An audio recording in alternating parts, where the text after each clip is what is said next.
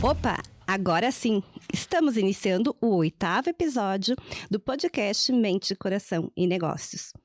Hoje com a Ana Marlene Gasperin. A Ana Marlene Gasperin vai falar conosco um pouquinho sobre reforma tributária. Esse podcast, Ana, ele tem o intuito de trazer à mesa, né, a parte técnica das organizações, das empresas, mas também os sentimentos, né, e os pensamentos das pessoas que regem as empresas e que atuam dentro das empresas. Então, a gente escolheu a dedo a nossa entrevistada de hoje, a nossa podcaster de hoje, né? Porque eu conheço um pouquinho da tua história, Ana, né? Já encontramos há um bom tempo atrás em um treinamento. E eu queria que você contasse um pouquinho dessa tua história. Eu ia falar sobre você, mas eu vou te deixar falar porque eu já senti que nós temos muitas histórias aí que podem ser compartilhadas com a nossa audiência. Fala um pouquinho de ti então, Ana. Cris, obrigada pela oportunidade de a gente estar aqui fazendo esse debate, conversando sobre esse assunto que é o momento e é um assunto tão interessante, né?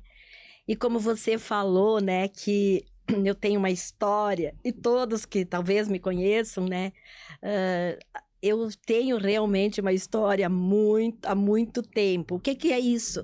Eu comecei trabalhando na área fiscal. E como a Cris falou antes, quanto tempo, Ana, né? Vou te deixar você falar. Vou contar para vocês, então, que, olha, vou dizer que há 50 anos atrás eu comecei na área fiscal.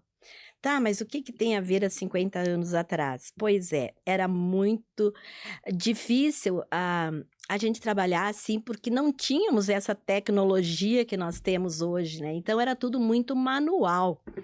E, claro, a gente se adaptava, né? Adaptava fazendo manual, manuscrito, à mão, beleza, tal. Depois veio, então, o chamado, né? O processamento eletrônico de dados. E aí a gente já assim, um pouco que ficou assim, um pouco assustado. Nossa, vai mudar a situação agora? Como que vai ser? Né? Mas eu sempre fui muito otimista na parte da legislação, sempre gostei muito dessa parte. Eu sempre dizia, bom, vai mudar a forma de fazer, mas a legislação, aquilo que nós temos que cumprir, a obrigação, essa não vai mudar. Vai mudar a forma. Antes era manual e agora passamos para uma parte, então, né, informatizada. Beleza. Então, a gente se adaptou a isso também. Os livros fiscais eram manuais e depois, com o processamento eletrônico de dados, passou a ser, então, impressos por uma impressora matricial, né? Que não sei se alguém ainda lembra daquela impressorinha que fazia aquela fila de papeizinho quando a gente estava imprimindo. Beleza. Sabe que eu trabalhei, Ana, na Seconte. E eu achava o máximo ver aquelas impressoras rodando. Porque eram muitas, né? Era verdade. Nossa, porque daí tinha uma equipe imprimindo livros, outra equipe imprimindo notas, outra equipe, enfim, né? Então, era as impressorinhas, uma em cada setor, trabalhando a milhão, né? E aí, no final do dia, a gente lá juntando toda, fazendo aquela pilha de papel que foi impresso, né? Bom, mas a gente se adaptou também. Aí, depois veio, então, várias reformas daí dentro dos nossos processos, né? E depois, então, veio a tal da nota fiscal eletrônica. Foi assustador também. Nossa, como que a gente vai fazer agora e tal? Depois, e aí foi seguindo. Depois veio SPED, depois veio o Bloco K. E era tudo assustador e as pessoas se adaptaram. E agora veio a reforma tributária. Então, às vezes, as pessoas pensam, é assustador. E é o que nós vamos falar, Cris, porque assim, tem gente colocando, batendo, dando medo na reforma tributária. Mas, gente, se nós já passamos por tantas situações e superamos, inclusive nos adaptamos, e hoje é tão tranquilo de trabalhar, mais uma mudança, né? Claro, a gente vai ter as suas dificuldades, todo o processo, toda a mudança tem, né, dificuldades, mas não é assustador. Isso já é um alento para quem está nos ouvindo. Mas realmente ela assusta, né? Ela vinha sendo prometida há muito tempo. né? E agora que chegou, tá todo mundo, meu Deus, como vai ser? E Ana, então, aproveitando e nós já iniciando, então, os nossos questionamentos, assim, o que consiste de fato essa reforma, né? E qual é os principais... qual é o principal objetivo e quais são os principais fatores determinantes para que isso tenha vindo agora à tona e que agora, então, vai ser feita essas mudanças, né? Que agora é um termo errado, né? Porque não é bem agora, né? Vai ser paulatino, né? Mas Processo. um processo. Bom, Cris, assim, né? Tu vê, o nosso sistema tributário brasileiro, ele está inchado de legislações, né? Inclusive para a gente trabalhar, no caso o ICMS, que era o meu forte, né? ICMS, trabalhar, muita legislação, né? Muitas leis, muitos decretos, não é 1000, ela milhares de decretos que nós temos em cima da legislação, né? Do ICMS. Bom, aí o que acontece? Nosso sistema é muito complexo, né? Então, foi pensado em fazer uma reforma na parte tributária. E isso vem sendo falado há 40 anos, né? E agora, 40 anos. há 40 anos vem sendo falado da reforma tributária. E aí o que acontece? Muitos diziam, isto não vai vigorar. Outros falavam, vai ser imposto único. Que maravilha. Mas imagina que hoje nós temos no Brasil 92 tipos de impostos, entre taxas, impostos e tributos, na verdade, nós temos, né? Porque daí nós temos, nesses 92 tipos de tributos, nós temos impostos, taxas e contribuições.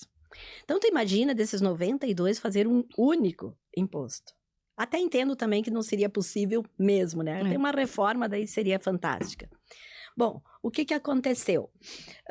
Aí, como muitos não acreditavam, outros achavam que era imposto único, e veio sendo falado. Bom, 2023, então, surge ali a emenda na Constituição, a emenda constitucional 132 de 23, né? Que trouxe já a mudança, e sobre o quê? Mudança dos impostos do consumo. Foi essas que conseguiram, né, alterar inicialmente. Bom, 2023, então, a emenda constitucional chegou, né, trazendo essa alteração à Constituição. 2024, então, nós tivemos o PLP 68, que foi o projeto de uma lei complementar. E que em 2025 se tornou a Lei Complementar 214 de 2025, que é a que nós temos hoje para estudar e entender a reforma tributária. Claro que ainda está faltando o regulamento, mas esse está para chegar a qualquer momento. Inclusive, era para ser editado no dia 1º de outubro, mas devido a situações entre os entes federados, não foi possível, né, editar em 1º de outubro. Mas a qualquer momento ele vai estar aí para complementar aquilo que nós estamos estudando dentro da lei. E o que eu digo sempre, né, para os alunos, para os clientes, enfim, que aí tem gente que diz, mas eu não vou agora ficar aí me debatendo, porque eu vou esperar o regulamento. Gente, o que acontece? Foi largado na nossa mesa um quebra-cabeça com 1000 peças, pequenininhas, vamos entender.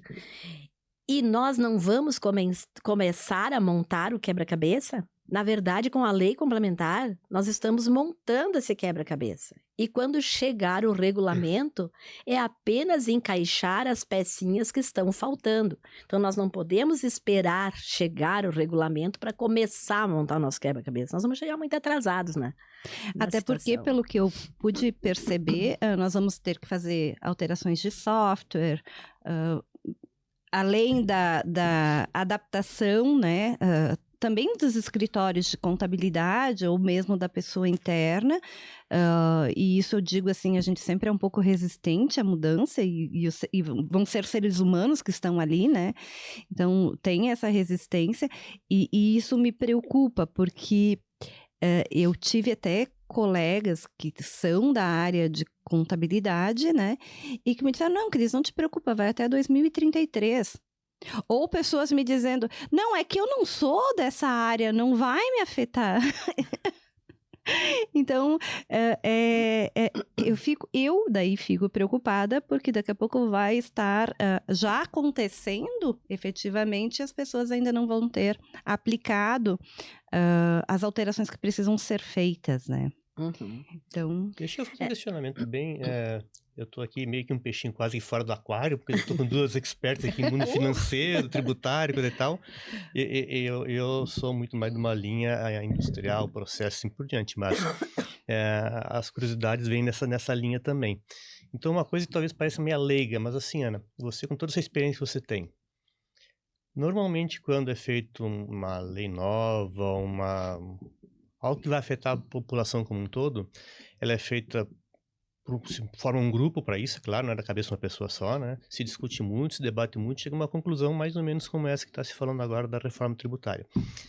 De uma maneira bem prática, assim, e a gente sabe que tem muita coisa ainda por vir, muitas coisas que a gente não sabe exatamente como quando vai acontecer, quando for realmente para colocar em prática, né? Mas na sua concepção, assim, do seu ponto de vista de burocracia, do seu ponto de vista de facilitar a vida do povo brasileiro, essa reforma vem ao encontro disso? Ou existem dúvidas nesse sentido que talvez não seja bem isso? Olha, há pessoas que falam diferentes situações, diferentes interpretações, mas nós temos que focar naquilo que é o melhor para todos. Bom, a gente sabe que está todo mundo, de repente, meio que apavorado, meio que isso, meio que aquilo. Bom, o que acontece? A reforma tributária, ela veio para diminuir burocracias, né? Então, ela veio para transformar os impostos do consumo. Quais são os impostos do consumo que ela veio alterar? Bom, nós temos impostos do consumo, nós temos, né? ISS, ICMS, IPI, PIS e COFINS. São estes os impostos que vão ser alterados, enfim. Bom, aí foi criado, então, o IBS, a nova legislação nos traz IBS e CBS, né? Um IVA, um valor, e o IVA no Brasil vai ser IVA dual. Beleza, outros países têm IVA e foi copiado de outros países e o Brasil trouxe como IVA dual. Apesar de ter 2, 3 países também que usam IVA dual. Dual porque vai ser 2, IBS e CBS. Exatamente. Outros países, mais de 170, usam IVA, né? Alguns IVA dual. E o Brasil, IVA dual. 2. Quais são os 2? IBS e CBS. O IBS vai substituir quem? O ICMS e o ISS. E o CBS vai substituir quem? O PIS e a COFINS. Tá, mas e o IPI que tu deixou aqui, vai substituir quem? O IPI não vai ser substituído e não vai substituir. Beleza. Vai permanecer igual. Vai permanecer, mas não igual. Ok. O IPI não vai desaparecer por 50 anos. Por quê? Porque o IPI ele está aí vivendo em função da Zona Franca de Manaus. Que a Zona Franca de Manaus é uma zona incentivada, né, pelo governo federal há muitos anos e vinha sendo renovado esse benefício para a Zona Franca a cada 25 anos. Por último, ali ia ser renovado há 10 anos e quando entrou a reforma, aí foi renovado para 50 anos. E aí o que acontece? As indústrias que fabricarem um produto fora da Zona Franca de Manaus, um produto igual ao que está sendo fabricado lá na Zona Franca, então esse aqui fora da Zona Franca, ele vai tributar IPI. Então o IPI é apenas para esses fabricantes, que, entre aspas, concorrentes com a Zona Franca. E as demais alíquotas de IPI vão ficar zeradas. Então o IPI não vai desaparecer, ele vai continuar ali quietinho, mas para situações específicas. Exatamente, para situações específicas. Muito bem. E o CBS, que vai substituir o PIS e a COFINS, já começam em 2027. E o ICMS começa a decair lá em 2029 e subir o IBS, né? Beleza. E em função dessa tua pergunta, qual que era o forte mesmo da tua preocupação, que eu entrei em detalhes? Realmente é algo que está vindo para facilitar a vida do povo. E no fundo, assim, né? Quando fala em taxação, na minha concepção de leigo, né? Taxação, tributação, seja o que for, ela tem a questão número, né? 5%, 10%, 15%. Mas tem a questão que está por trás, que é toda uma burocracia que vai impactar no custo do Brasil. Então, onde eu queria realmente chegar é isso. Ela vai realmente trazer um sistema mais simples, mais fácil, que em vez de ter que ter, sei lá, 10 pessoas para trabalhar em cima de um sistema, vai ter uma pessoa só, ou seja, Vai diminuir o custo do Brasil, isso? Olha, a ideia é para simplificar. A reforma tributária, um dos princípios da reforma tributária é a simplificação. Mas nós sabemos que o novo sempre é trabalhoso. Uhum. Então, nós vamos trabalhar, pelo menos até 2032, com 2 sistemas, né? O Eles vão continuar... o sistema atual, que nós já temos, né? E o sistema novo. Então, obviamente que dentro deste período, nós vamos ter muito trabalho, nós vamos ter que nos adaptar, é uma transformação. Eu entendo, e eu brinco com os meus alunos, meus clientes, que a alegria de ir para a praia em final de ano vai ser lá em 2033. Até lá tem muito trabalho. Até lá tem muito trabalho. E depois que tiver tudo, então, tudo certinho, já a adaptação, já os sistemas já bem preparados, já estão de acordo. Aí, a partir de 2033, sim, existe simplificação. Por quê? Que nem você falou, vai dar como é que vai alterar a parte tributária para pagar, enfim. Olha, eu penso assim, como eu falo, né, sempre, é assustador para quem está, de repente, assim, iniciando nessa parte. Claro, vai ser um momento de igualdade para todos. Esta é a intenção também, uma das intenções.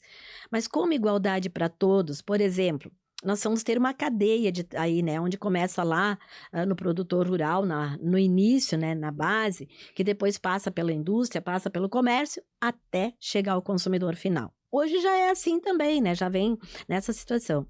Então, na reforma tributária, que eu vejo é que aqueles que estão no meio da cadeia, a indústria, o comércio, para esses não vai ser assim um choque de tributação. Eles, talvez até a indústria tenha mais créditos, vai ser mais beneficiada do que ela é hoje. Quem vai sofrer maior impacto vai ser as empresas de serviço. Nossa. Porque assim, nós, exatamente, todos. Vou tomar uma água depois dessa. Deixa eu tomar uma aguinha aqui para entender melhor isso.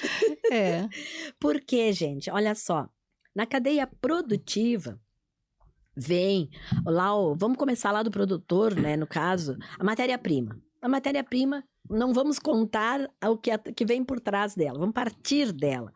Matéria-prima vem para a indústria. Beleza, o que traz para a indústria? Um crédito. Uhum. A indústria dá saída com débito. Tudo aquilo que a indústria adquire vai ter crédito. Ah, mas Ana, hoje não tem crédito de material de uso e consumo. Depois vai ter. Tudo que entrar. O que é o IBS e o CBS? Hoje nós trabalhamos assim. O ICMS é a circulação da mercadoria. Depois não esquecemos essas 2 palavrinhas, circulação e mercadoria. O que nós vamos ter? Fornecimento de bens e serviços, né? Então, tudo que envolver fornecimento envolve a tributação do IBS e da CBS. Forneceu mercadorias, que daí é bens, tributou. Forneceu serviços, tributou. Então, por que estão ali, que nem eu falei, na parte da indústria, ela vai se sair bem, porque ela tem débito e crédito e muito mais crédito. Vai ter mais créditos, talvez até possa reduzir em casos específicos. Exatamente, né? Ela pode ter assim, para ela vai ficar bom. Claro, daí o comércio também, o comércio vai ter crédito e tal, e o comércio vai ter também uma situação diferenciada, porque a gente vai ter regimes diferenciados depois, que talvez assim, aqui no nosso tempo é possível falar de toda, né, situação, né, mas o serviço, vamos falar desse então, que é o nosso, né. Nós hoje, por exemplo, se nós estivermos no lucro presumido, não vamos falar nesse momento do Simples Nacional, porque o Simples Nacional nós temos outras situações para ele. Se nós tivermos no lucro presumido hoje, né, o que nós pagamos, por exemplo, um ISS de uns 4%, um PIS e COFINS de uns 4,5%, vamos somar isso em 28 arredondando. Então, hoje nós pagamos nestes impostos aí 8%. E depois nós vamos passar para a alíquota máxima, a alíquota padrão, que hoje estimamos em 28%. Né? Ainda não temos qual que vai ser a alíquota padrão, né? Porque ainda falta o regulamento chegar para nos dizer se é 28%, se é 27%. Mas nós estamos trabalhando com uma alíquota de 28%. Então, nós, serviços, nós vamos ter um aumento, uma carga tributária de 20% a mais. E aí nós nos perguntamos, e agora? O que nós vamos fazer? Vocês já pensaram? Aí nós temos que fazer um planejamento, gente, porque assim, o meu cliente vai fazer o crédito, beleza. Mas, e eu?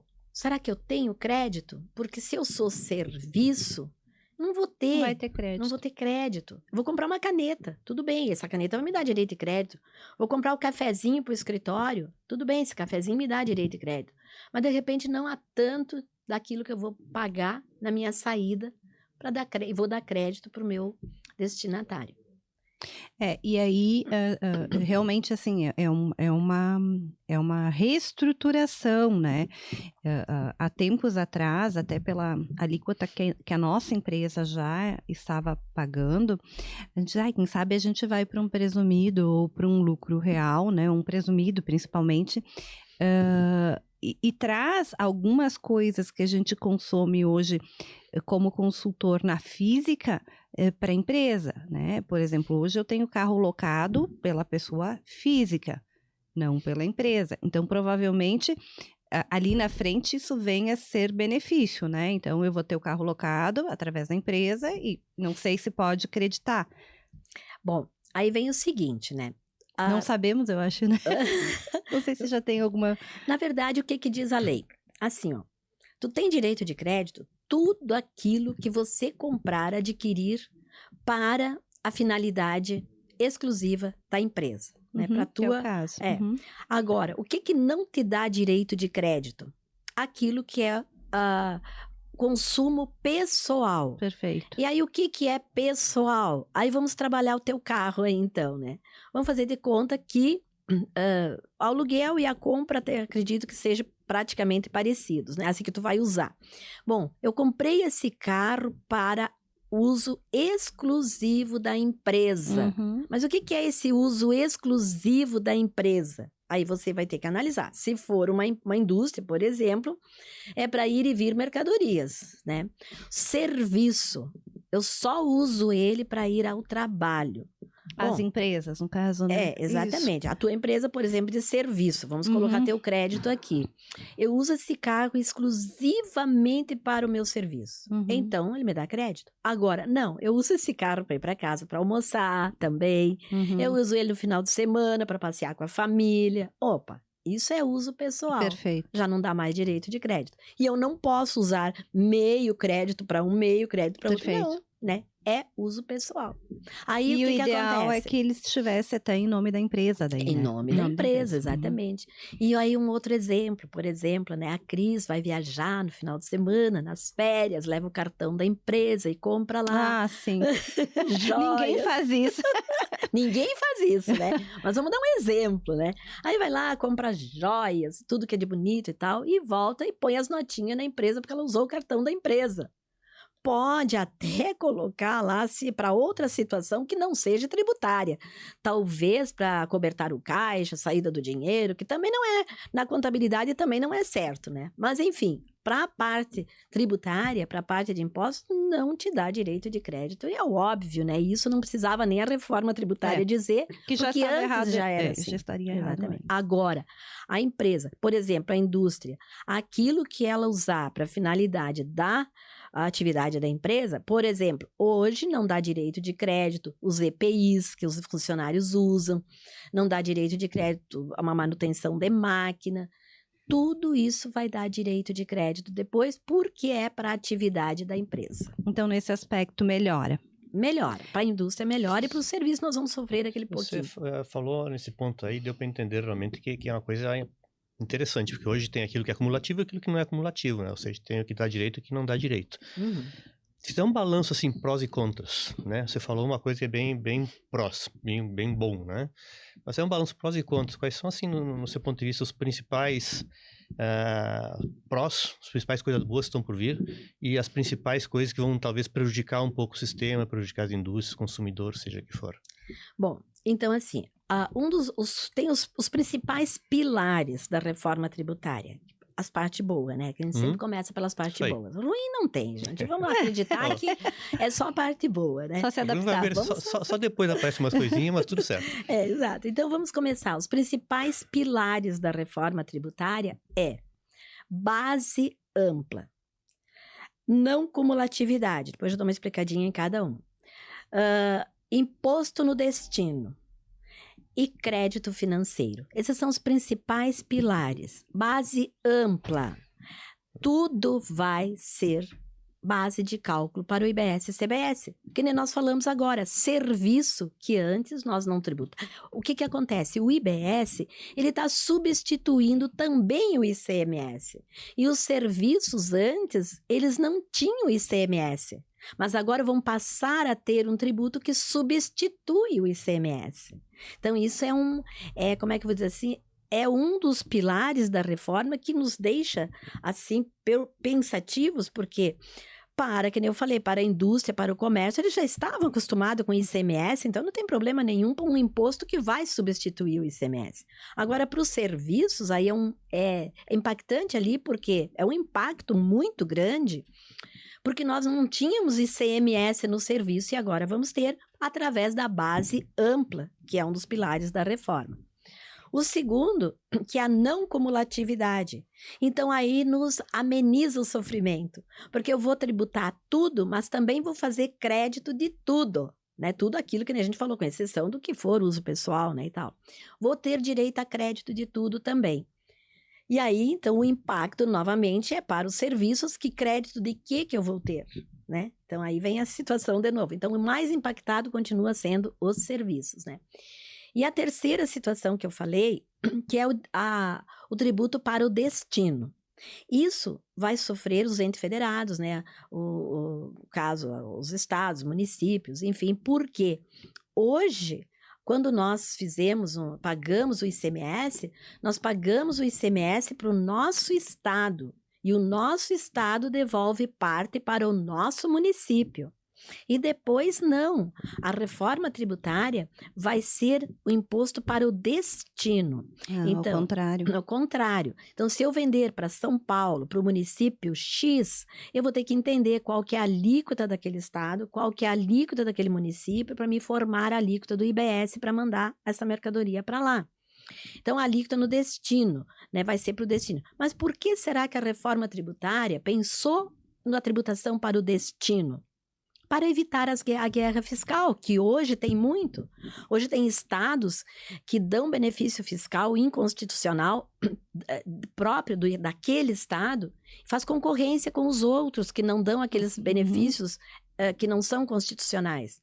Então, o que acontece? Esses estados ficam captando clientes para eles, para aquele estado, e aí são benefícios tal, e que prejudicam outros estados. Aí vai acabar. Eu posso me instalar naquele estado lá que está dando benefício hoje, com a reforma. Eu vou estar lá apenas por estar. Não vou dizer que não se instale em outros estados, mas aí pela logística e não mais por favorecimento tributário. Perfeito. Né? Então esse é o outro pilar ali, né, que é o terceiro que eu falei, né, e o quarto pilar, que é o crédito financeiro. Então, muito bem, eu não sei se tem uma pergunta no meio, mas eu vou falar dos quatro pilares aqui, né. O quarto pilar, que é o crédito financeiro, esse é importantíssimo, porque eu falei assim, nós vamos ter crédito de tudo também. Mas vai depender se o meu fornecedor pagou esse débito que quando ele vendeu para mim, ele fez um débito. Se ele pagou, eu tenho direito de crédito. Se ele não pagou, eu estou pendente disso. Que hoje, quando eu recebo uma nota fiscal, de imediato eu registro ela e já faço crédito. Se o cara lá pagou, não pagou, o problema é dele. Eu tenho meu crédito. Depois, não. O cliente vai se tornar um agente de cobrança para o governo legal. Exatamente. O sistema vai mostrar isso? Quer dizer, se eu tento acreditar e ver que não está debitado, o sistema vai mostrar isso, não vai permitir? Nós vamos ter sistemas já preparados, já está divulgado. A Receita Federal já divulgou, até para os contribuintes, se quiserem já fazer os seus testes, que é o tal da apuração assistida. Então, o que acontece? No momento que o fornecedor emitiu a nota fiscal e foi autorizada, hoje já é assim, é autorizada em segundos, né? Perfeito. Aí, no momento em que for autorizada a nota fiscal, o próprio sistema, o que que ele faz? Ele já dispara o débito do meu fornecedor lá para o apuração assistida dele e já dispara o crédito para o meu apuração assistida. E aí, o que que acontece? No momento que tá lá em vermelhinho, no meu apuração, meu crédito tá em vermelho. No momento em que ele pagou, opa, aí ficou azulzinho lá, eu posso tomar o crédito. Então, tá tudo já informatizado. Tá tudo amarrado. E aí, mas tem formas de eu resolver isso se eu sei que o meu fornecedor não é um bom pagador de tributos? Hoje, ele fica esperando ter um parcelamento, enfim, ele fica girando com o dinheiro que, entre aspas, e é do governo, né? Ele fica girando e ele nem se dá conta que ele está girando com aquele dinheiro do governo, porque chega lá no final do mês, o escritório de contabilidade manda as guias para pagar e eu recebi tanto, e agora vou pagar um imposto. Não, depois não. O meu direito de receber é aquilo que é da minha mercadoria. O que é do governo já tem que estar já separado, né? E aqui nós teríamos muita situação para falar, mas vou resumir um pouquinho, né? Porque eu não sei quanto tempo ainda falta para nós aqui, né? Mas enfim, então o que que acontece? Essa apuração assistida, o governo já manda. Eu dou um exemplo assim, hoje nós temos lá quando quem faz imposto de renda, tem aquela, como é que eles chamam lá? Já vem uma pré-preenchida que nós vamos usar. Antes, no início, usavam se queria, se não queria, não usava. Agora parece que está sendo melhor, os contadores estão usando mais, né? Aquela pré-preenchida, mas também se não quiser usar, não tem problema. Agora, a apuração assistida, não. É obrigado a utilizar a apuração assistida. Claro que o contribuinte tem que conferir. A apuração assistida está ali. Mas é uma facilidade, mas a responsabilidade continua do contribuinte. Continua sendo do contribuinte, tanto é que na própria legislação diz que, claro, vai ter um prazo para ti, né, conferir. Se tu não conferiu, não teve tempo, por exemplo, passou o prazo, tá aceita. E aí tu vai ter que pagar aquilo que tá ali. Bah, mas lá tava R$1.000, eu tinha que pagar 1.000 e na apuração assistida ficou 10, eu paguei 10.000. Claro, no mês seguinte tu vai ajustar, tu tem como ajustar depois. Mas naquele mês ali tu aceitou, né? Aceitou e é o que tu tem que fazer, né? Tem barulho? Eu quero, Ana, um pouquinho sobre a questão do Simples Nacional. Né? Beleza. E eu quero desencadear esse questionamento falando sobre São Paulo. Alguns setores específicos da nossa economia e que movimentam bastante, e aqui vou citar um aleatoriamente, bazar. Né? Compra em São Paulo. E, assim, a dificuldade de conseguir a emissão da nota é muito grande.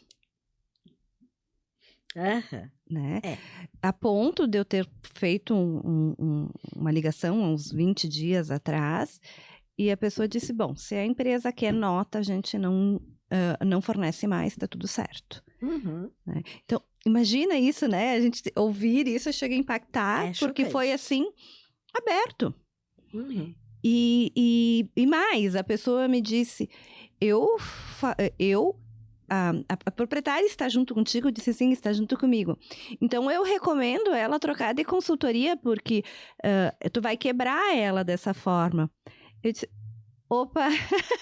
Eu disse, então, o errado é certo e o certo é errado. Eu disse, se ela for autuada, tu vai vir aqui ajudar ela a pagar as contas daí, né? Então, assim, nós temos um universo que ele não está no papel, né? Como isso vai ser mais cerceado, né? E como ficam essas situações para os simples? Porque então eles acabam não tendo crédito, né? Então são duas situações. O simples e esse que está na informalidade. Né? Bom, a reforma tributária, ela vem para tirar essa informalidade, né? E aí, como a gente falou de débito e crédito, que tu tem que estar conferindo ali, isto demonstra que os próprios contribuintes vão se fiscalizar, né? Então, vão estar se fiscalizando, porque se tu não me dá crédito, eu não vou mais comprar de ti. Bom, ele mesmo sugeriu compra de outro, mas se ninguém mais comprar dele, ele é obrigado a se entrar na formalidade. Porque não existe isso de não te dou nota. Isso não existe. Para aqueles que estão fazendo, eles já sabem que estão fora do mercado, né? Porque eu sempre digo, até para os meus alunos, enfim, quando a gente pensou em abrir uma empresa, tu já tem que saber que tu tem que pagar imposto. Eu não quero pagar imposto. Não abre empresa. Pronto, fica fora, né? Vai ser CLT. Porque tu abriu a empresa, pronto, tu tá no imposto. Ah, mas é alto, é baixo e tal.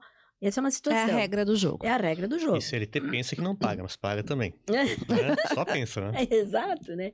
Então, assim, a gente tá dentro de uma... Como é que eu vou dizer assim?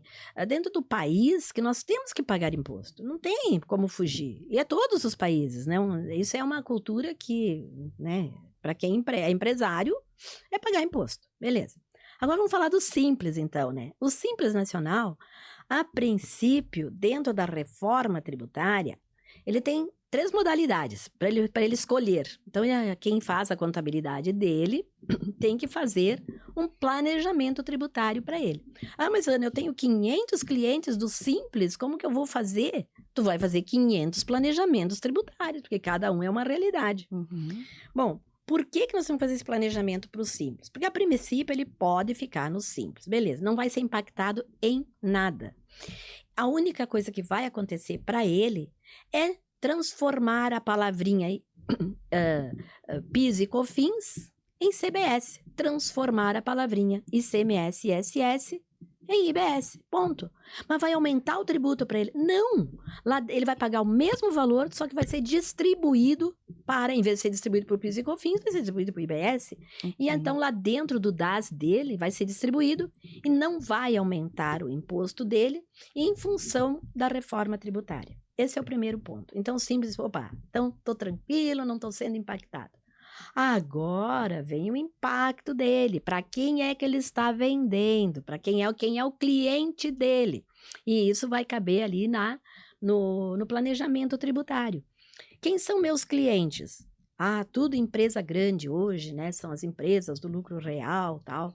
Pois então, as empresas do lucro real e depois o presumido que vai ser está na mesma plataforma ali, o presumido real, eles vão querer crédito. E aí, o Simples vai acontecer naquela situação. Se tu não me der crédito, eu não vou comprar de ti. E aí, até nos slides que eu faço minhas palestras, eu tenho um exemplo lá, tipo assim, hoje, o lucro real comprando do Simples, ele faz um crédito de 9,25 que o Simples não pagou. E eu acho que isso na reforma tributária veio para fazer justiça também. Se ele não pagou, como é que ele tem um crédito, gente? Né? Ninguém pagou. Então, agora vai ser mais justo, né, tanto para a igualdade entre contribuintes, como também para o fisco, né? Então, ele não pagou e ele tem direito àquele crédito. Beleza. Depois, se o Simples continuar no Simples, aquela empresa do lucro real vai ter aquele valorzinho pequenininho pago lá dentro do DAS, né, de CBS e de IBS, lá dentro do Simples. E o ICMS que vai continuar até 2032, né? Lá por dentro ele vai ter aquele crédito, tudo bem. Mas aí a empresa do lucro real vai dizer, eu não vou mais comprar de ti, porque olha ali, eu estou perdendo, quanto que eu estou perdendo de crédito. E aí vem a situação para o que o Simples vai fazer. Então, dentro desse planejamento, aí ele tem que saber também quem são os clientes dele. Vão dar direito de crédito para ele? O Simples Nacional também compra, né? Então, se ele for uma indústria, esse Simples Nacional, tudo bem. Também vai estar, né, comprando depois. Ó. Mas aí o que tem que acontecer? Aí ele vai passar, se ele quiser dar crédito, então ele vai ver os direitos de crédito que ele também tem, e ele pode passar para um regime híbrido. Ele pode recolher o IBS e o CBS por fora do Simples Nacional. Então, a legislação, a lei complementar, traz essa possibilidade para o Simples Nacional. Aí, todos os demais tributos, hoje já acontece assim, quando ele extrapola um valor lá de 3.600.000, ele pode recolher o ICMS por fora do Simples, né? Depois, parecido, ele pode recolher o IBS e o CBS por fora do Simples. E aí, então, os demais tributos, dentro do Simples, IBS e CBS como regime regular fora do Simples. Aí ele vai dar crédito de tudo também. Aliás, vai dar crédito. Agora, se ele vai ter crédito, não sei, né? Mas ele vai poder dar crédito aí. E aí, tu me diz, tá, mas ele tá ali 6 meses e tá vendo que isso aí não é para ele, não vai dar certo ele pagar IBS, CBS e tal. Então, a legislação dá uma possibilidade para o Simples Nacional. Ele pode ficar recolhendo IBS, CBS por fora do Simples por 6 meses. Ele tem 2 vezes por ano para optar pelo regime híbrido ou voltar por Simples, ou ficar no regime híbrido. E eu falei, tem 3 possibilidades. E a outra é sair totalmente do Simples de tudo, né? Então, por isso, não tem uma receita para o Simples. Existe a possibilidade de fazerem planejamento tributário para ver o que esse Simples, qual é a melhor forma para ele. E essas opções ele tem em abril, escolher o que ele vai começar a fazer lá em agosto. E setembro, que ele vai começar a fazer lá em janeiro. Agora, Ana, você trouxe bastante informação, bastante detalhe técnico, que é importante, é claro. Agora, se nós tentarmos olhar assim, algumas coisas que você falou ficou marcado para mim, ver se eu entendi bem. Planejamento vai ser muito importante, né? Porque conforme o planejamento, você pode ter sua empresa se beneficiando ou não desse novo processo que está vindo aí. Quando eu pedi dos prós e contras, né, eu entendi alguns prós. Um deles, acaba a guerra fiscal, né? Então quer dizer, vem para minha cidade porque aqui eu vou te dar não sei quanto de isenção, assim por diante. Isso acaba. A questão de o imposto ser cobrado no destino e não na origem, dá a impressão que vai ter mais igualdade de imposto no Brasil, dá a impressão, não sei se eu estou pensando correto ou não. Exatamente, né? Correto. Uma coisa que eu acredito em cima disso que você falou, muitas empresas hoje, me corrija se eu estiver errado, elas acabam optando por um local, ou por um estado, por uma cidade, não em função da eficiência operacional ou da logística, do seu ponto de vista de eficiência, mas muito no seu ponto de vista de, o ganho que eu vou ter fiscal naquela região é maior do que aquilo que eu posso ganhar na minha eficiência. Então, eu opto por uma questão não produtiva, vamos dizer assim, né? Então, isso me parece também que vai acabar. Exatamente. Essa leitura que eu faço. E é isso que mais ou menos eu percebi. Tá correta a minha leitura? Tá correto. Inclusive, que nem você falou, né? Estados, eu vou para aquele estado porque eu tenho benefício fiscal lá. E não é só os estados. Entre municípios também. Os municípios têm uma alíquota melhor lá naquele e tal e tal. Aí o que vai acontecer? Como a tributação vai para o destino, então não tem porquê, né? Eu não tenho mais benefício fiscal dentro daquele estado. O que vale no Rio Grande do Sul vale em qualquer parte do país. O que vale no município de Caxias vale para qualquer outro município. Claro que nós temos que entender também que as alíquotas poderão ser um pouquinho diferenciadas, mas isso não quer dizer para que eu vá me instalar naquele estado. Porque eu não vou me instalar naquele estado, naquele município, para industrializar, para fazer o serviço. Não, eu vou me instalar lá, mas o benefício, eu não vou ter benefício, porque a tributação vai para o destino, né? Então, também não adianta os municípios, os estados quererem dar benefício, porque não é para eles. Então, a decisão vai ser mais, assim, é melhor lá, porque minha cadeia produtiva fica melhor instalada naquele ponto, e não porque eu vou ter o benefício. Exatamente, por logística, por instalação. Por exemplo, eu quero me instalar em São Paulo, porque lá é o centro do país, eu tenho uma melhor oportunidades de exportação, né? Então, eu vou me instalar em São Paulo. Agora, por benefício fiscal, não tem. Qualquer parte do país, né? Porque, inclusive, a alíquota padrão do IBS, da CBS, ele vale no Brasil inteiro. O que vai mudar um pouquinho, e que está um pouquinho demorado também para acontecer, é que os estados e municípios têm autonomia para as suas alíquotas, né? Mas isso vai impactar muito? Não vai impactar eu ir para aquele estado. Talvez aquele estado, fazendo uma alíquota um pouquinho menor, talvez seja um consumo maior. Porque se eu comprar aqui, eu vou pagar, por exemplo, né, 28%. Se eu comprar lá, eu vou pagar 26%. Então, o consumo vai ser beneficiado. A pessoa física. É também quem a jurídica. Exatamente, quem adquirir. O consumidor. É aquele que vai... compra, então vai ser na hora da compra que a gente vai olhar. Só para completar, então, aqui o meu raciocínio. Então, minha percepção está correta, você falou. Então, duas questões que eu tenho em cima disso agora. Uma, como é que fica, eu não sei exatamente cada negociação que foi feita com cada empresa quando teve essa questão de chamar por benefício fiscal, né? Mas vamos supor que tem uma cidade próxima de Caxias aqui, que tenha dado um benefício fiscal de uma empresa para se instalar na cidade de 20 anos, né? Só que o prazo para entrar em vigor a reforma é antes disso. Como é que funciona essa promessa de benefício que foi dado, visto que vai começar a reforma antes disso? E a segunda questão só emendando as duas perguntas, né? Eu pedi lá atrás prós e contras. A gente falou muito prós. Eu queria ver de você, assim, se você vê algum contra, alguma coisa que não seja um benefício e que seja realmente relevante, que vale a pena destacar ou não. Então, essas duas questões. Bom, assim, ó, na verdade, eu não tenho muito contra a reforma. Eu, como tributarista, né, eu tenho que entender, né, e passar isso para o meu cliente. Okay. Claro, o que acontece? Nós vamos ter dificuldades, sim. Que nem você falou, aqueles contratos antigos. E aí, gente, agora tu me fez lembrar da situação dos imóveis, por exemplo.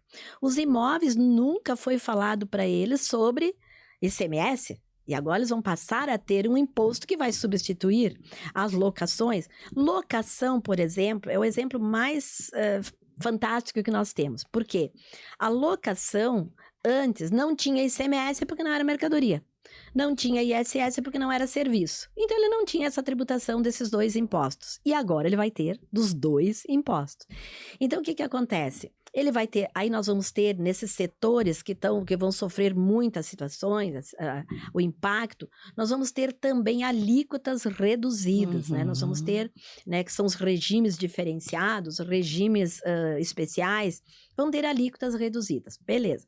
Agora, os contratos, mais contratos que tem, na verdade, não sei se é o teu caso, os contratos dos imóveis, aquele contrato que foi feito lá em 2020, que vai até 2035, por exemplo, isso vai ter uma transição. Essa transição está dentro da reforma também. Então, é transição, né, que tu vai ter. Beleza, tem transição. Agora, aquele benefício que o Estado ou o município deu através do seu próprio bem, né? Como é que eu vou dizer assim? A sua... Conter risco. Exatamente. Por vontade própria, que não tinha uma base a nível nacional. Foi uma exceção, foi um benefício efetivamente. Exato, eu quero que eu quero aqui, então, que venha muitos contribuintes para o meu estado, para o meu município, por isso eu vou dar esse benefício. Esses aí estão lascados. É bem a palavra. Por exemplo, nós temos um estado aqui perto, que até não vou citar nome, porque... Inclusive, eu conheci o governador e eu achei, assim, fantástico que ele pensa para os contribuintes instalados naquele estado. Acho fantástico o que ele quis trazer, a vontade de ajudar. Mas, gente, ajudar é uma coisa, mas tem que ser constitucional. Então, não for mais... Primeiro, eu até citava muito aquele nome daquele estado, mas depois que eu conversei com o governador, eu achei, coitadinho, né? Ele quis trazer benefícios, né? Então, era por boa vontade. Era por uma boa vontade dele. Então, eu não cito mais nome de estado. Mas, enfim, aquele estado captou muitos contribuintes para lá. Beleza. Os contribuintes se instalaram lá, então tiveram um custo alto para se instalar e para ganhar benefício tributário, né? Então, agora vai acabar. E eles não vão ter nenhuma regalia, porque eles não era inconstitucional. Agora, esses aí vão voltar para o seu estado, ou vão continuar lá, mas benefício nenhum com a reforma. E aí o que acontece? Você está falando de Espírito Santo, não? Não, parecido, também aquele lá também. Aquele lá também muito, né? Captou muito, né? Não, aquele lá é muito longe para me falar com o governador. Okay. Né? Mas também é um dos que, né? Também vai ter, porque lá era muito, muito, né? Exatamente. Então, eram 3 estados que faziam isso, né? Beleza. Bom, o que acontece? Aquele benefício fiscal que era constitucional e que, por exemplo, nós temos uma base de cálculo reduzida que é a nível nacional.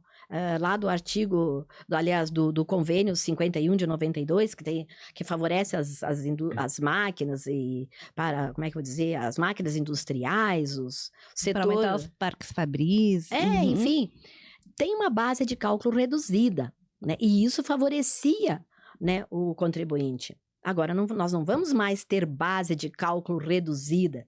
Então, talvez esse fabricante ali agora passando, antes ele pagava menos, agora vai pagar mais tributo, então ele vai sofrer essa transição. Aí o governo sugere um valor para eles. Claro que nada é de graça, né? Mas vamos supor, se eu passar a não ter mais esse benefício, eu vou quebrar. Não, o governo diz, olha, claro, resumindo, né? Não são nessas palavras, mas está na legislação que tu pode pegar um empréstimo com o governo até tu se... como é que eu vou dizer assim? Até estabelecer de novo, né? Até tu conseguir superar, até tu se equilibrar. É uma espécie de um subsídio para evitar que uma desgraça maior aconteça. Exatamente, um subsídio. Obviamente que depois tu vai ter que devolver, corrigido, aquela situação de empréstimo, tudo bem. Então, se não precisar pegar, melhor.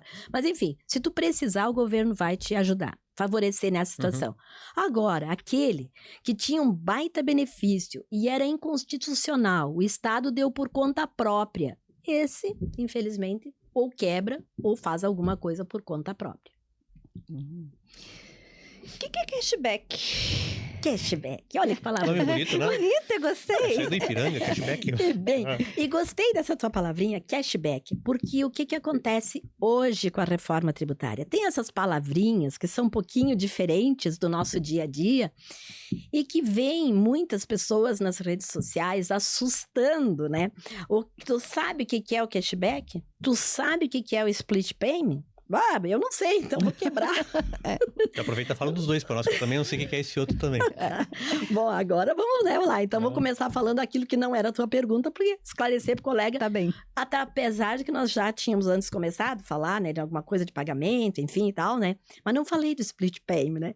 O split payment é uma das formas, né, de extinção do débito. O que significa extinção de débitos? É pagamento. Então, nada mais é do que uma forma de pagamento do imposto do débito, que as pessoas... Se eu te falar uma forma de pagamento, tu vai dizer, entendi, Ana, é o pagamento. É uma forma que foi extinto o débito porque já foi pago. Agora, se eu chegar e disser, tu sabe o que é o split payment? Se tu não souber, tu tá lascado. Aí é diferente, né? Então, o split payment é mais um sistema do governo que...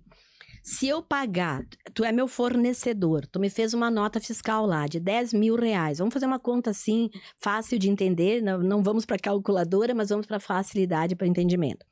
Tu me vendeu uma mercadoria por 7.200, mas o imposto era 2.800, então tu me fez a nota no total de 10 mil, e o imposto é por fora, né? Então é 7.200 mais 2.800, fechou 10 mil.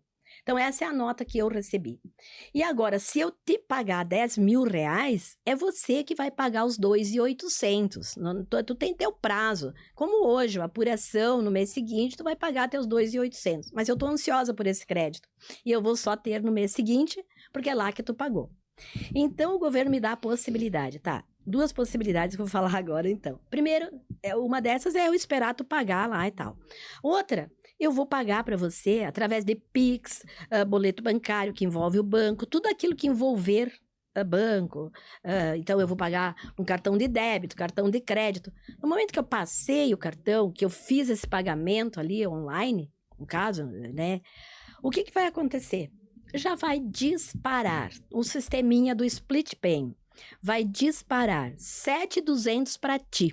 E 2.800 para o governo. E nesses 2.800 para o governo, já vai ficar azulzinho lá no meu apuração assistida. Já tenho direito do crédito, porque já foi pago esse débito, né? Claro, aí mais uma vez, né? O meu fornecedor vai botar bronca, porque hoje ele está acostumado com esses 2.800 a girar, né? Com esses 2.800 que não já é dele, né? E vai pagar, que nem eu disse, quando ele puder, né? Então, enfim. Então, com o split payment, que eu acredito que se isso der certo, que o governo está implantando aí e tal, eu acredito que vai ser só essa forma de pagamento, porque daí já está resolvida a situação. E a outra situação que nós temos, que daí vai impactar bastante o fluxo de caixa, esse aí também vai impactar, porque se tu tá esperando 10 mil para girar, tu só vai receber 7.200. E o outro já está lá no governo. E o outro também vai impactar para ti, porque se tu quiser o seguinte, ali vai impactar para o fornecedor e para o cliente, se o cliente disser assim, não tem split payment. E também, eu sei que ele não vai pagar no tempo certo. Aí eu tenho uma possibilidade de pagar por ele. Aí eu faço um DARF dos 2.800, pago para o governo e mando 7.200 para o Vai fornecedor. direto. Vai, já tá lá. Aí eu fiz o DARF, paguei, já tá lá já para o governo e já tá lá no meu apuração assistida também, que já foi pago aquele valor. Então, isso, o split payment tá aqui no meio dessas duas situações que eu falei, né? São 3 situações de abonar, de pagar o débito. Ana, nesse caso, eu tenho imposto em cima dos 7.200. Sim, agora o imposto é por fora, que ele é um dos princípios da reforma também. Imposto por fora, porque antes nós tinha ICMS embutido, não sei o que embutido, PIS e COFINS embutido. E pagava agora sobre não. o todo, né? E aí, por exemplo, eu recebia aquela nota fiscal de R$10.000, eu pagava 10 mil para ele, já fazia crédito de PIS e COFINS, já fazia crédito de ICMS, e ele que fez a nota fiscal, meu fornecedor, ele sabia que ele ia receber R$10.000. Ele não estava preocupado com o PIS, o COFINS, o ICMS que ele tinha que pagar, porque ele não estava contando com isso. Isso aí no final do mês, quando a contabilidade, lá o contador passava para ele esse valor de 2.800 para ele pagar, tô pagando muito imposto, tô pouco imposto, blá, blá, não... enfim. Mas ele não se preocupava que estava já ali e que aquele dinheiro não era dele, é do governo. Então agora, ao invés do imposto ser por dentro, é por fora. Aí todo mundo vai receber o valor do seu produto, da sua mercadoria, do seu serviço. E o imposto é como hoje é o IPI. O IPI hoje o que é? Por fora. Depois o IBS e o CBS vão ser por fora. Quando você usou 2.800, foi coincidência ou não que dá 28% dos 10 mil, que é o que se presume que vai ser o... É presunção, exatamente, porque a gente não tem ainda certa alíquota, mas como a gente está trabalhando com exemplos, a gente sempre usa usa uma alíquota fictícia lá, 28. Mas, ok, tá entendido. Porque, a princípio, o imposto, nesse caso, seria sobre os 7.200, né? É mais que 28. E aí a alíquota, isso. Não, é só um exemplo, assim, Não, mas claro. assim, eu Vamos digo, fazer... na prática, se a gente olhar, e por isso que eu instiguei a pergunta, ou eles elevam o percentual, ou, teoricamente, nós estaríamos pagando... vamos dizer, 17, a gente está pagando só sobre o produto, ele reduz, né? Bom, vamos fazer, não sei se eu entendi a tua pergunta, mas vamos fazer o seguinte, vamos, em vez daquele 7 mais 2, vamos fazer o seguinte, o preço da minha mercadoria aqui é R$10.000. Perfeito. Então, eu sei que agora a alíquota é 28%. Então, a minha mercadoria é 10 mil, na nota vai estar lá, produto R$10.000. IBS e CBS 28%, 2.800. Agora fecha mais o cálculo, né? Então, o total da nota vai dar 12.800. Agora fechou, eu acho, né? Só que antes nós faríamos, se fosse fazer o cálculo, eu teria 12.800 vezes os 10%. Então, eu não teria mais os 2.800. Eu teria um valor superior. Matemática não é muito meu forte, viu? Mas eu entendo que antes, por exemplo... Eles provavelmente vão aumentar a alíquota para equiparar, né? Não, a alíquota, vamos supor assim, ó, que eu entendo na legislação.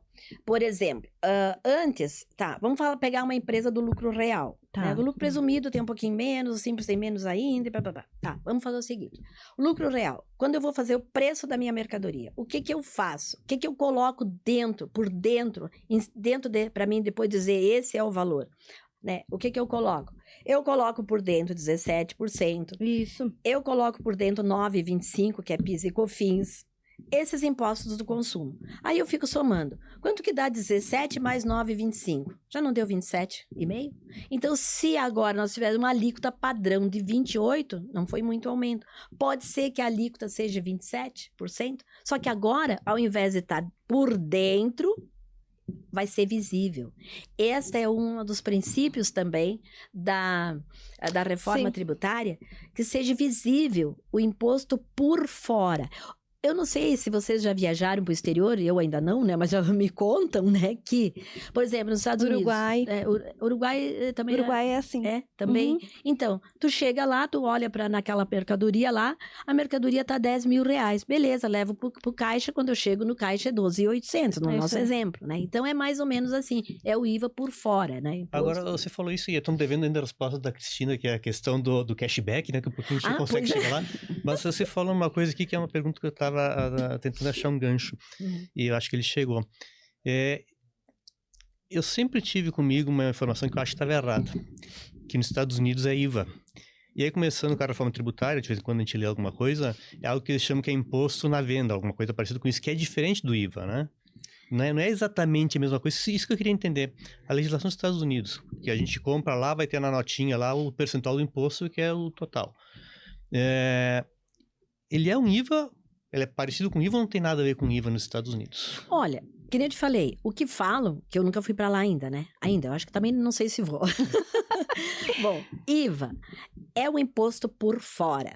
Se os Estados Unidos estão fazendo, que nem eu falei, o imposto, estão fazendo 10 mil reais, tá ali na etiqueta, quando chega no caixa, é 12.800, é um IVA, é um imposto por fora, que nós chamamos de IVA. Talvez os americanos já chamem outro nome. Cada um vai ter o seu próprio nome. Então, mas é o IVA. No fundo é a mesma coisa. É a mesma coisa. Okay. Foi copiado de países assim, mesma coisa. E agora vamos dar a resposta, então, cashback, do cashback. O que é um cashback? Vocês têm noção? Não. Então tá. Então vamos lá. O cashback, gente, também olha que nome bonito, né? Cashback. Nada mais é que a devolução parcial do imposto para a família de baixa renda. Hoje nós temos algo parecido, por exemplo, a nota fiscal gaúcha. Quando tu vai lá, tu coloca o CPF, tal, volta um pouquinho pra ti lá e tal, né? Que a gente nunca lembra de olhar. E quando olha lá, tu já perdeu 100 reais, tu já perdeu 20 porque tu não olhou antes. Mas agora eu tenho 5 reais. É isso. Tá lá na nota fiscal gaúcha.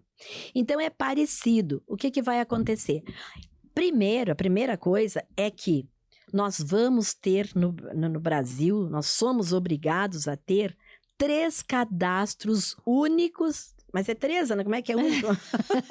Mas é 3 único de cada situação. Por exemplo, pessoa física. Qual é o cadastro único? CPF. Inclusive, estão renovando já, né? Para ter certeza que a Ana só tem um CPF. Porque daqui a pouco pode ser que a Ana já tenha 2, né? Então, é para ter certeza que a Ana só tem um CPF. E já tiraram a RG, né? Que, na verdade, não vai mais ter RG. Não tem. Eu tinha a minha muito desatualizada e fui fazer. E aí as pessoas dizem, tá, mas nós queremos o número da tua RG. Eu não tenho. Não tem só CPF agora. CPF e as pessoas têm que se acostumarem com isso. E, inclusive, até já em certas ocasiões que a gente vai fazer negociações e tal, eles já estão pedindo... isso aqui, tu não tem mais do CPF novo, né? Não quero mais vencido, aceitar, né? Tá vencida. Não se fala mais em RG, já mudou também. Mas, claro, em alguns lugares ainda tudo certo, né? Ainda vai ter um tempo aí para dizer não vale mais ou vale, né? Beleza. Bom, enfim. Os 3 cadastros únicos. CPF para pessoa física. E aí, o cashback vai estar aqui. O seu Joãozinho da Silva, aquele que mora lá embaixo da ponte, né? Ele teve que fazer seu cadastro único também para ele poder receber o cashback. Beleza. Mas vamos falar dos outros 2, senão vai ficar curioso saber quais são os outros 2 cadastros únicos, né? Que são 3 cadastros únicos obrigatórios na reforma tributária. Bom, primeiro é esse, então, para nós, todo cidadão brasileiro vai ter que ter o seu CPF. Segundo, obviamente, e já tem, é o CNPJ.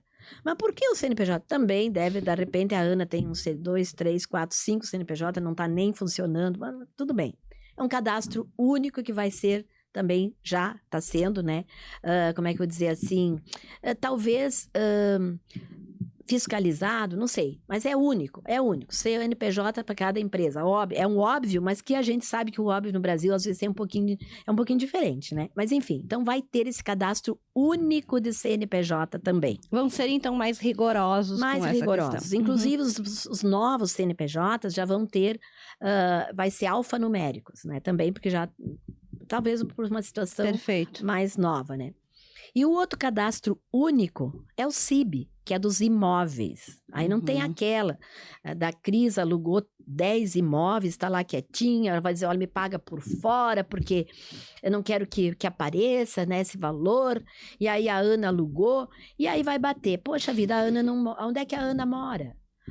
O CPF da Ana vai dizer, a Ana está morando em tal lugar. Não, mas essa casa não é dela. É da Cris. Opa, Cris, como é que tu tá alugando isso aí? Tá? Então, tem essas situações ali. Então, cadastro único.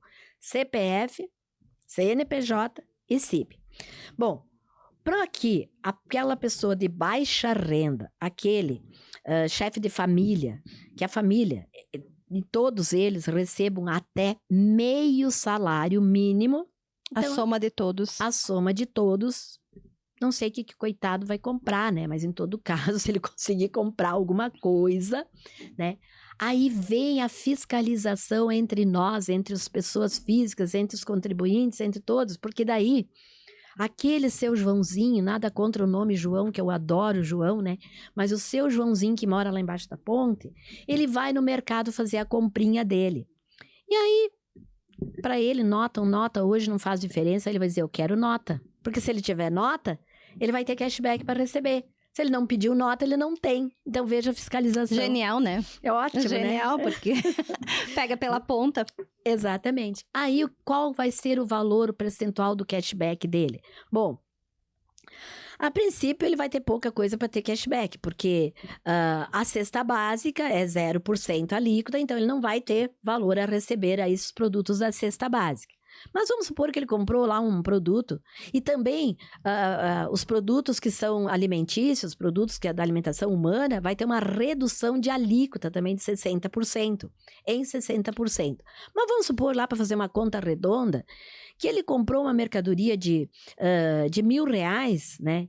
E que deu de 28% uma alíquota, deu quanto? 280, né? R$280 de imposto. Desses 280, ele vai ter um percentual a receber. E como que ele vai receber esse valor? Ele tem um cadastro único, já está lá no banco. É só o seu Joãozinho ir lá e pegar o valorzinho do cashback dele. Que daí, vamos supor que seja 20% de 280, vai dar uns 50 e poucos reais. É. Então, cesta básica ele não recebe porque a alíquota é 0. Produtos de alimentação humana ali e tal, ele vai receber vamos supor assim, tem 60% de redução naqueles 28 lá. Então, vai dar pouco ali já na notinha e ele vai receber um percentual X em cima daquele valor destacado no documento fiscal. Mas é uma coisa meio que automática, ele não vai ter que fazer muita coisa a não ser pedir que coloque o CPF na nota. Só isso. Ele está no cadastro, pediu o CPF na nota, conforme vai gastando ou comprando, vai caindo din-din na conta dele, é isso. Exatamente, o cashback já é direto na conta. Agora, ficou legal assim, porque realmente eu estava pensando como operacionalizar isso, então tranquilo, tudo automatizado. Automatizado. Agora ele vai ter que saber que de vez em quando ele vai ter que ir lá no banco pegar o dinheirinho dele. Exatamente. Tá? Então a pergunta assim, vai ter, não sei se tem essa resposta já ou não, mas tem tipo assim um vencimento, se deixar um ano acumulando, vai estar lá? Não, a legislação não fala sobre tempo, não. O que vai acontecer de tempo é que a partir de 2027, ele já começa a receber o percentualzinho do CBS, que já vai entrar em 2027. Tá. E do IBS, ele só vai começar a receber lá em 29, né? Porque daí lá é que começa também, né? Uhum. Então, ali vai haver uma fiscalização, até aquele, né? Vai ajudar a reduzir um pouco exatamente, para entregar para informalidade, exatamente, vamos dizer assim, né? E aí, outra coisa também, se o seu Joãozinho for lá comprar cigarro, comprar bebida alcoólica, ele não vai ter esse cashback, porque aí são, aqui vai ter até, inclusive, no que nós falamos lá, que o IPI, ele vai permanecer zerado, mas nós vamos ter um outro imposto, que é o IS, o imposto seletivo. Imposto do pecado. Chamam o imposto do pecado, porque ele vai selecionar aquilo que é prejudicial à saúde e prejudicial ao meio ambiente. Então, o cigarro, a bebida alcoólica, são prejudiciais à saúde e não dão direito de cashback. Nossa, muita mudança. Né? Até que hora não sei mesmo aqui, mais umas 3 horas, é isso? Estou disponível até amanhã de manhã. Ana, diante de todas essas reformas, né, de todas essas mudanças, como você vê que vão ocorrer as fiscalizações? Muito bom, bem falado. Boa pergunta. Olha, gente, eu brinco. Vou primeiro começar com uma brincadeira, certo? Depois vamos falar sério. Minha brincadeira é a seguinte. Antes, na velha legislação, o fisco era o lobo mau, né? Todo mundo tinha medo do fisco, não é verdade? E os contribuintes, chapeuzinho vermelho, tranquilinho ali, só com medo do lobo mau. E agora inverteu. O fisco é o chapeuzinho vermelho e nós somos o lobo mau, porque nós vamos estar nos fiscalizando como nós vimos aqui. Os contribuintes Se tu não me der crédito, não compro mais de ti. Se tu não me der nota, não compro de você. E a pessoa física, eu quero nota, né? Eu preciso, quero nota. Tanto a pessoa física como a jurídica, obviamente, vão precisar de nota. Mas então vejam que há uma fiscalização direta, né? Beleza. E o fisco vai fazer o quê? Claro que aí o Chapeuzinho Vermelho lá em cima vai virar lobo mau na situação em que nós estiver aqui também fazendo algo em desacordo. Mas vai existir também, que é dos princípios da reforma tributária, a integração entre fisco e contribuinte. Aquele contribuinte que está, por exemplo, com dúvidas e tal, estão falando que o fisco vai dar um canal aberto, sabe? Vai ter aquela mais integração entre contribuinte e fisco. Porque hoje é muito difícil tu conseguir falar com um dos entes federados. Segundo a legislação, vai ter um canal aberto, né? Tô com dúvida disso aqui e tal. Claro, não vai ser uma consultoria direta, né? Mas vai ser um canal para te pegar as maiores informações. Direcionar, exatamente, né? Então, eu acredito que vai ter fiscalização? Vai. Mas assim, o contribuinte que agir dentro da lei, ele não vai ter penalidade, sabe? Até porque, se ele tiver uma dúvida séria sobre tal assunto, ele vai poder esclarecer. Agora, aquele contribuinte que tem sempre que dar um jeitinho brasileiro, esse poderá ter consequências, sim, porque a fiscalização não vai ficar atrás da cortina não fazendo nada, né? Ele está de olho. E aí, o que eu falo para as pessoas, né?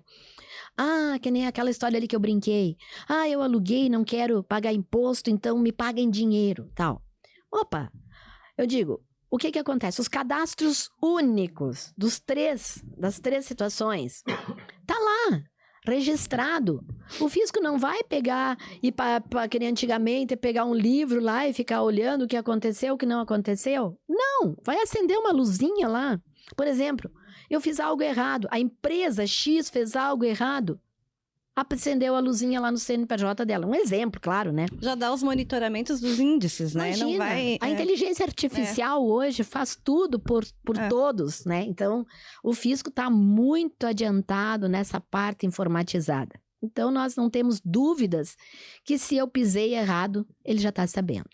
Então, e eu, assim, como tributarista, né, e tal, eu acredito, gente, que a reforma tributária, eu não sei se é uma pergunta depois, mas já estou falando, eu acredito que a reforma tributária vai vir para melhorar o nosso país. Porque hoje há muita informalidade, há muita desigualdade, né? E muita concorrência desleal.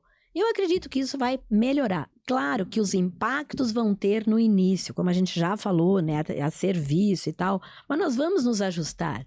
Por exemplo, eu faço consultoria. Hoje, se o meu cliente me pedir, Ana, eu preciso de crédito, eu vou dizer para ele, cara, então eu vou te aumentar meu valor. Por exemplo, se hoje eu te cobro R$1.000, eu vou passar a te cobrar 1.280, que daí tu me paga os 280, eu pago o imposto, ou então ia ter o crédito. Ninguém sai perdendo. Eu não vou sair perdendo porque tu me paga o imposto que eu vou pagar. E você não vai sair perdendo porque você vai fazer o crédito daquele valor. Então, eu acho que é um momento de se ajustarem, né? Mas eu acredito que vai ficar uma igualdade, vai melhorar o nosso sistema tributário brasileiro. Muito bom. Eu queria só fazer uma pergunta que foge, talvez, até um pouco da questão da reforma, mas que eu ouvi antes, eu ia perguntar, acabou fugindo e quero voltar. Há uns 2 anos para cá, eu venho ouvindo algumas pessoas falando em desidratação do Simples Nacional, né? Que seria o quê? Bom, eu deixo as pessoas ali, mas eu não mexo nas alíquotas, e isso de fato está acontecendo, nas faixas, né? E isso de fato está acontecendo, e automaticamente as empresas vão subindo de faixa até chegar um momento que acabam caindo fora pela própria inflação, né? Porque a gente fala em 15% Selic, então, pelo menos 15% ao ano, a gente acaba tendo esse crescimento ali, né? De movimentação. Isso. Uhum. Como você vê essa questão do Simples Nacional? Realmente é isso? A gente vai deixar de ter em algum momento? Bem interessante essa tua questão, porque a gente ouve falar tantas coisas, né? E, na verdade, aonde que está a base legal disso? Uhum. Não tem escrito. Não, né? é. Isso são tudo sugestões, preocupações que as pessoas falam, mas não tem nada regulamentado, né? Pode ser que sim, pode ser que não, vamos aguardar a regulamentação. E outra coisa, eu acho, assim, no meu ver, que a legislação está tentando favorecer um pouco também, né, os pequenos, porque o que acontece? Hoje nós temos, né, no nosso regime atual, nós temos lá a categoria geral. Quem está dentro da categoria geral? Lucro real, lucro presumido, lucro arbitrário.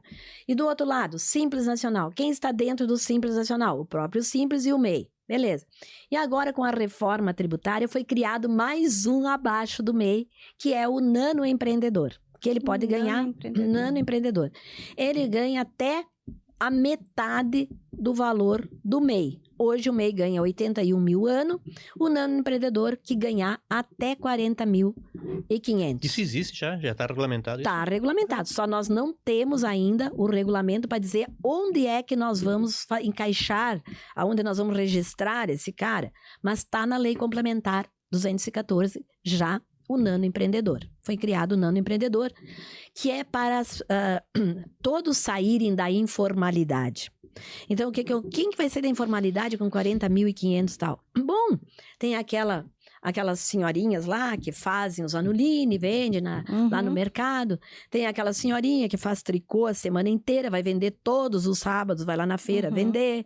Então, tem esses que são os pequenininhos, eles podem ser o nano empreendedor. Então, eu não sei, eu não vou dar opinião sobre o que vai acontecer com o Simples Nacional, porque nós temos que esperar regulamentação. Nós temos que esperar uma base legal para poder falar. Porque nós não temos reajustes das faixas, eu acho que desde 2008, né? A gente teve, saiu de 13.600 e foi para 4.800, mas não houve reajuste na faixa. Sim, né? Exato. E 2008 para 25... É algum tempo, né? É quase 10 anos e automaticamente a gente vê empresas saindo fora do Simples, não porque elas cresceram de fato, mas porque a inflação fez com que os preços subissem e elas acabam caindo fora, né? Isso. Agora, escrito o porquê disso, a gente não tem. Não tem a informação, Não tem essa informação. Talvez porque esteja se adaptando primeiro à reforma tributária, não sei. Então, essa é uma resposta que eu ainda não tenho. Né? Por se vai acontecer, o que vai acontecer com o Simples nessa situação dos valores das faixas, eu não tenho ainda. O que me surpreendeu, né? Eu até achei que na reforma nós tivéssemos algumas coisas menos... falando menos sobre o próprio Simples, até já nessa expectativa, né? Mas pelo que eu vejo, não, então, né? É isso, até inclusive a própria reforma tributária, ela traz lá todos os anexos, né? Então, do Simples, né? E já transformando o que é ICMS, ISS no IBS, enfim, está tudo certinho lá. Mas essa história de faixa, não vi nada ainda, né? Perfeito. Ana, eu sei que a gente poderia ficar aqui falando vai ter que ter capítulo 2, 3, 4, né? Eu imagino que sim. Vezes, imagino que sim. Porque realmente é um tema importante, é um tema polêmico, é um tema que ainda não está bem desenhado, né? Assim, acredito que no meio do caminho nós vamos ter modificações ainda, né? Porque de 26 a 33... tem um longo caminho pela frente, né? Mas eu sou muito grata, né, por você ter vindo nos prestigiar aqui com todo o teu conhecimento. Sou tua fã há muitos anos, né? Então bom, sou suspeita aqui de falar. E mais uma vez deu uma aula aqui para nós, né? Agradeço também a oportunidade de estar aqui com vocês, podendo falar um pouquinho sobre isso. E posso deixar uma mensagem para os nossos ouvintes, né? Claro. A mensagem que eu deixo, gente, é que assim, ó, vai ser trabalhoso? Vai sim, porque nós vamos estar trabalhando com 2 sistemas, como a gente falou. Mas tem muita gente por aí apavorando. E não é isso, gente. Nós passamos já por tantas que a gente não se deu conta que era reforma, nós já estávamos reformando o nosso trabalho, nossa forma de apresentar o nosso, por exemplo, as nossas informações, as nossas obrigações acessórias, e que agora obrigações acessórias a partir da reforma tributária vão estar centralizadas na nota fiscal eletrônica. Claro, vai ter alguma coisinha extra ainda. Por exemplo, mas no momento em que desaparecer PIS e COFINS, vai desaparecer SPED, contribuições. No momento em que desaparecer o ICMS, vai desaparecer, o EFD, que mais lá, tudo aquilo que acompanha, que vem junto com o ICMS, vai desaparecer tudo. Então, gente, por que nós vamos nos apavorar? É o momento de nós refletir e de nós sentar, pensar, fazer e não se apavorar. É o que nós temos aí pela frente e vamos enfrentar, porque nós já enfrentamos muitas outras dificuldades que a gente achava. E muitos diziam, eu vou desistir agora, porque é muito difícil. Ninguém desistiu. E nós não vamos desistir agora. Então, aqui, como tributarista, como professora, como consultora, eu deixo essa mensagem de otimismo para todos. Muito Legal. obrigada, Ana. E Ana, a Cris te conhece há algum tempo, te conheci hoje, né? Mas tu provou aqui que tu é uma exímia profissional do assunto, conhece demais. Não foi brincadeira, não foi brincadeira dizer que tu provavelmente vai ser convidado novamente, né? E além de ser profundo conhecedor, tu é uma pessoa muito simpática. Obrigada, gente. É uma simpatia de pessoa. Acessível, né? Foi muito gostoso esse bate-papo aqui. Obrigado. Eu que agradeço.